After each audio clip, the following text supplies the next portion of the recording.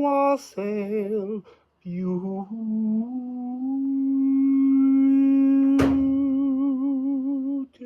people. Caravan just made a big sighing crack there. Is it warmed up or cooled down? I'm not sure. So we're going to dive in and see what I can channel today. Interesting. Essence and Saturn.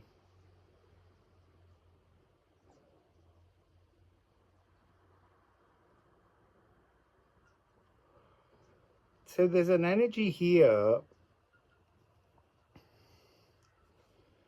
of being honest with ourselves. There's a primordial rhythm coming, like the rhythm of the natural world.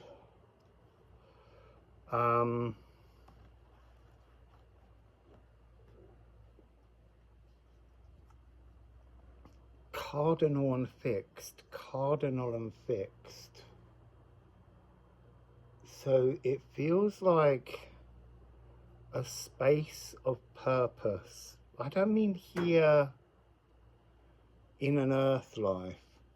This feels like a primordial realm where almost like a space of data upload. It's divine masculine energy. Divine masculine energy is to not be judgmental. So it feels like a space we go to, almost like a kind of cinema, like a watching zone.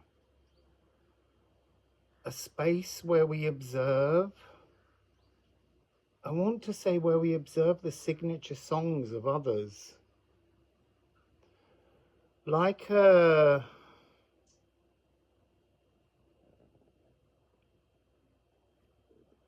it's like angelic learning school in some way. I'm using those terms so that we can understand it. It's pain absorbing. But whose pain are we absorbing?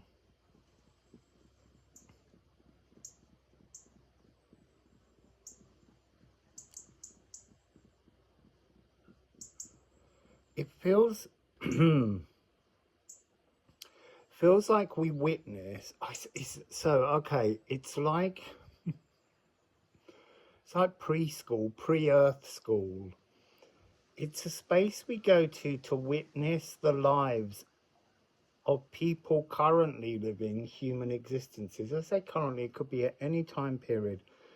But it's like coursework, and you watch how fear distorts the heart. And the data upload that we're undergoing is something to do with attempting to absorb, understand, and then fit into the cells as codes, as frequencies, as tunes, being a beacon of endless inspiration. So is it, I don't think it's pre-earth, I think it's pre-veil, like pre-oracle, when a space we go to where we listen, where we prepare to, you see, that's really interesting. It's like to prepare ourselves to be the inspiration behind the veil, to be an oracle, to chime with the universal soul. And that even in itself is a test. I'm not sure whether there's something here uploading data. It's almost like revision before a practical exam, and the examination is in being, something in my eye, in being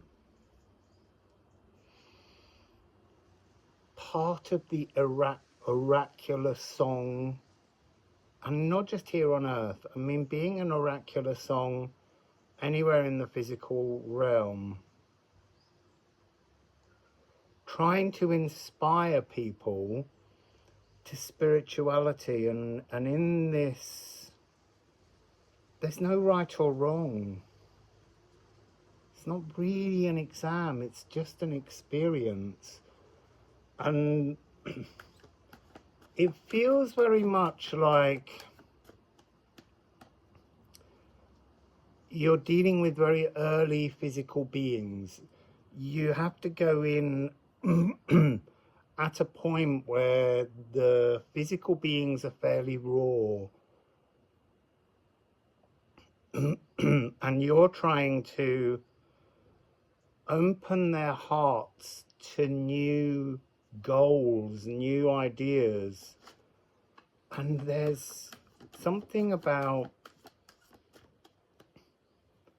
there's no right or wrong, but this space that we're in to begin with, this tuning in,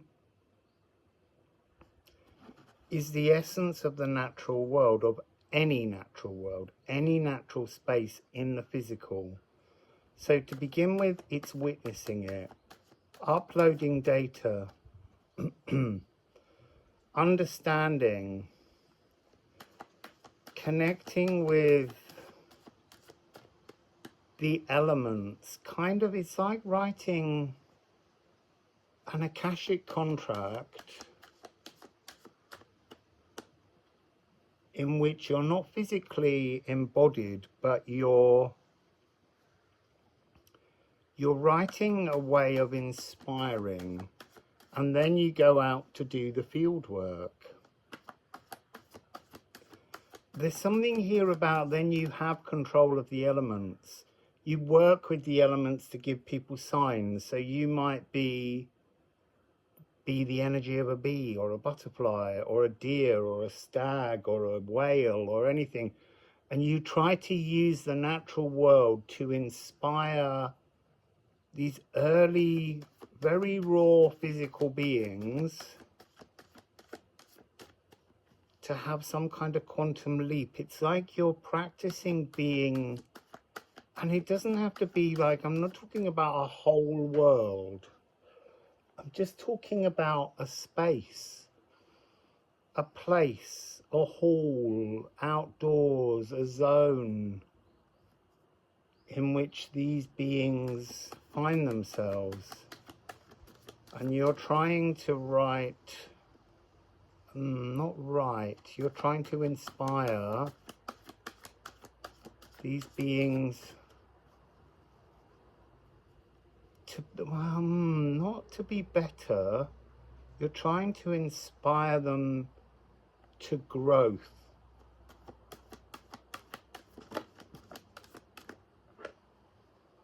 Yeah, you're trying to inspire them to explore and alchemize wonderful new, forgotten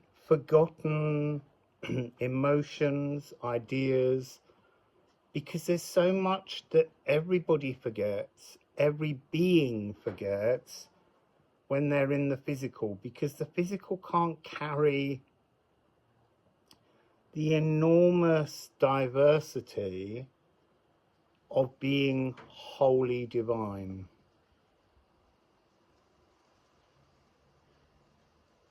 You're trying to show them that somehow that the old gold has dulled, that the energy of what they're experiencing, and look, what they're experiencing is divinity, but on a very small scale.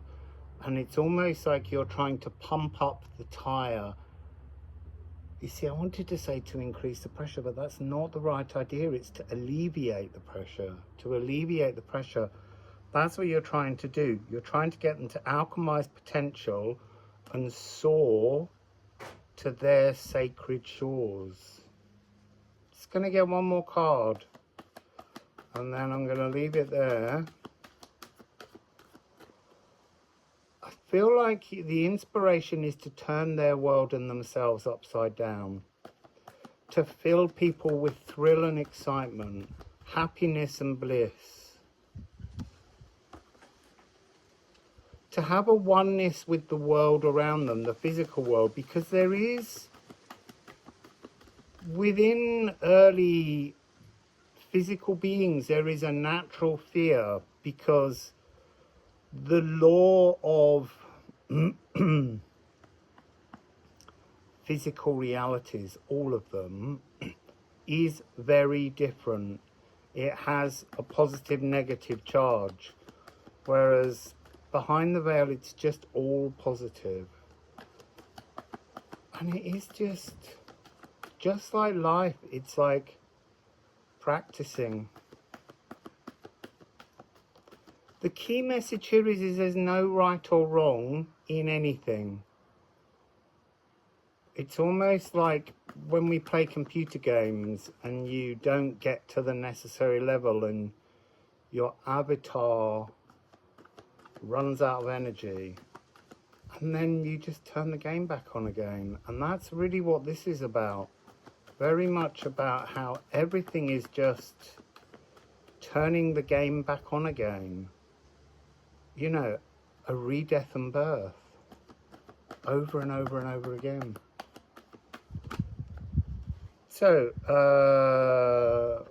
Ceres. Ceres is divine feminine. So we've got the divine masculine, the divine feminine.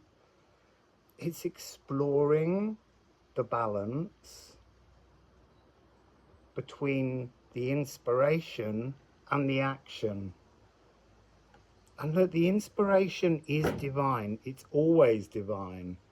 But the inspiration is distorted by physicality. And so sometimes the divine intentions we have somehow are, it's like they've got jagged edges. They're not quite smoothed out to fully action a skin around them and bring them into the material world properly. And so this is a space where you practice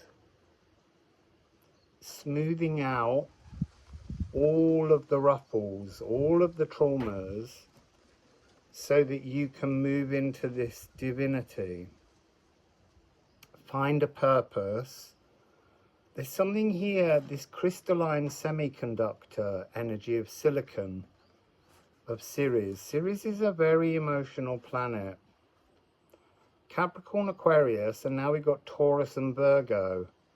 So we got fixed and mutable. So from a fixed space of Taurus, we open a space to help physical beings explore cardinal earth, as in physical world, new ways in which to be, and then to fix them in emotionally and spiritually. So this really is an energy of growing, harvesting, feeding the soil, preparing for future growth. And when we prepare the soils correctly,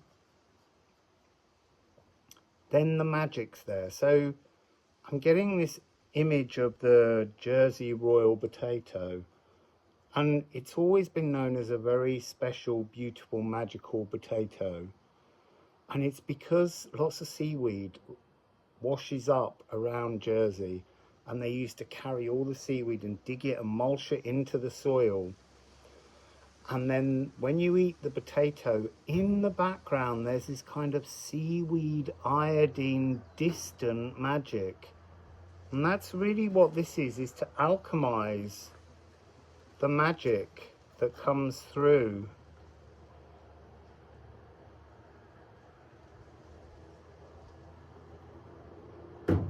And to really inspire new tastes, new aromas, new songs, new projections in other physical beings. And there's something about the reason we're getting this message is because it's time to remember what we do before we come to incarnate in the physical. We study, we learn, we grow, we upload data. And then a lot of that data is filed away and we can't open the drawers. And somehow it's time to open the drawers again, but and look, read, study, grow, expand.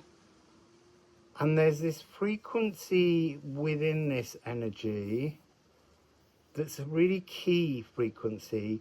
In order to alchemize, you have to learn to be wholly non-judgmental. Wholly. So, that was a beautiful little message. So, I shall see you again very soon. Wassail.